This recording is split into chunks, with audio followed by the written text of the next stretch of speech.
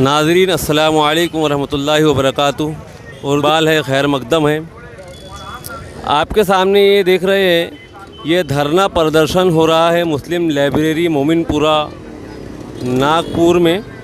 हम जानने की कोशिश करेंगे इनसे कि ये धरना प्रदर्शन क्यों किया जा रहा है, इसमें इनका क्या मकसद है और मुस्लिम लाइब्रेरी को क्यों सील की गई।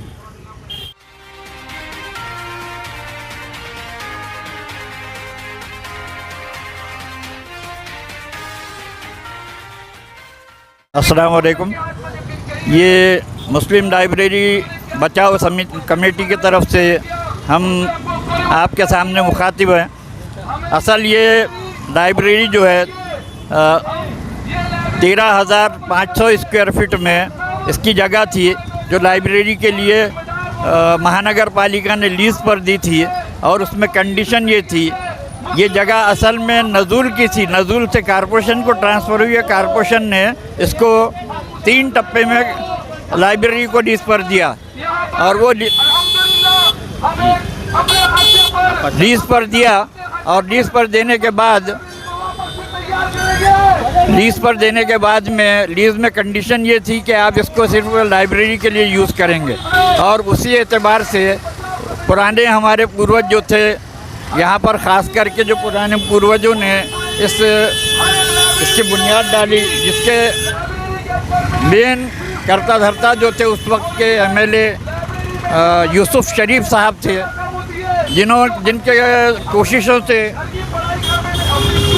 जिनके कोशिशों की वजह से ये लाइब्रेरी की जगह मिली। और उसके बाद में पहला रिन्यूअल उनका 30 से लेकर 2060 तक चलना था। कई बार इसके पहले के जो अहदेदार थे उन्होंने कई बार एप्लीकेशन की कि हमारी इस लीज़ को रिन्यूअल किया जाए, लेकिन ये रिन्यूअल महानगर पालिका ने नहीं की। और उसके बाद एक सन 60 के अंदर में एक रेजोल्यूशन पास किया कि जितनी पुरानी लीज़ है उन तमाम को रिन्यू समझा जाए।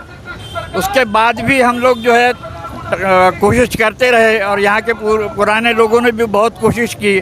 और कोशिश करने के बाद कई एप्लीकेशन दिए और एप्लीकेशन देने के बाद में उसको उन्होंने रिन्यू किया नहीं, बल्कि उसके ऊपर ऑब्जेक्शन डाल दिया गया कि यहाँ पर आप इसका जो इस्तेमाल है, आप इसका जो उपयोग है वो आप कमर्शियल के लिए कर रहे हैं, जो ब्रीच ऑफ कंडीशन है, यानी लीज़ की कंडीशन को आप जो है तोड़ रहे हैं, इसलिए हम ये वापस लेना चाहते हैं।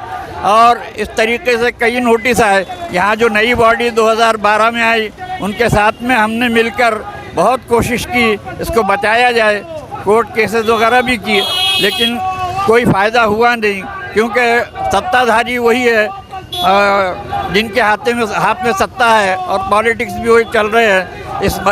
अब बताइए कि ये सबसे बड़ी एक दुर्दैवी बात होगी कि ये लाइब्रेरी की जगह महानगर पालिका वापस लेगी और फिर लाइब्रेरी बनाएगी और उसको कमर्शियलाइज करेगी, यानी वो ब्रीच ऑफ कंडीशन नहीं होगा क्या?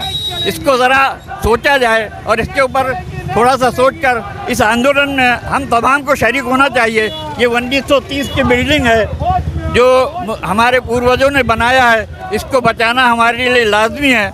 लिहाजा हम सबसे गुजारिश करते हैं ज़्यादा से ज़्यादा लोग इसमें शरीक हों और होकर इस आंदोलन को कामयाब बनाने। वापस दो, वापस दो, वापस दो।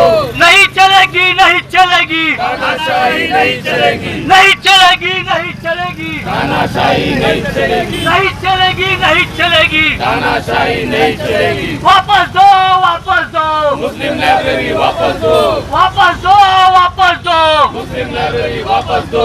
नहीं चलेगी, नहीं चलेगी, तानाशाही नहीं चलेगी, नहीं चलेगी, नहीं चलेगी, तानाशाही नहीं चलेगी।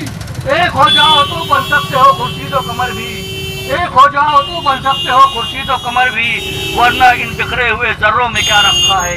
मेरे बीच मौजूद जो मुस्लिम लाइब्रेरी की है, सबसे पहले उन्होंने इसकी लीज़ रिन्यूअल नहीं किया, धीरे धीरे करते हुए उसकी लेकिन लीज़ के पैसे लीज़ के पैसे उन्होंने लिया 2023 तक, लेकिन लीज़ रिन्यूअल करके नहीं दी और पैसे बराबर उन्होंने लिया। उसके बावजूद उन्होंने इसको सील किया, जो कि बिल्कुल कानून के ख़िलाफ़ है। इसलिए कानून हम आज ये चाहते हैं कि हमारी लाइब्रेरी हमें वापस मिले। दूसरे हम ये आंदोलन क्यों कर रहे हैं, आपका ये सवाल है।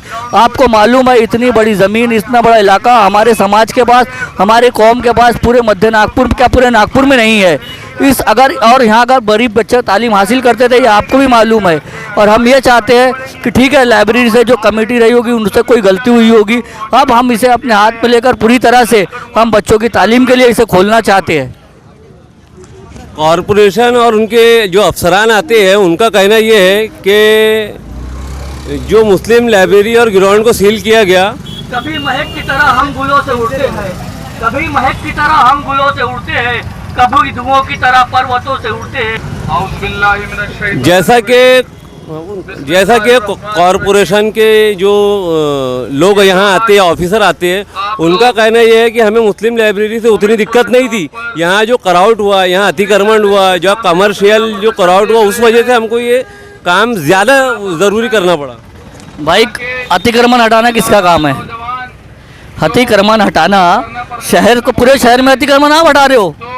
पूरे शहर से अतिक्रमण एनएमसी के जो जोन वाइज है, जोन कार्यालय है, वो अतिक्रमण हटा रही है। और नागपुर यहाँ जो अतिक्रमण हुआ उसका अतिक्रमण कौन हटाएगा? लाइब्रेरी हटाएंगी।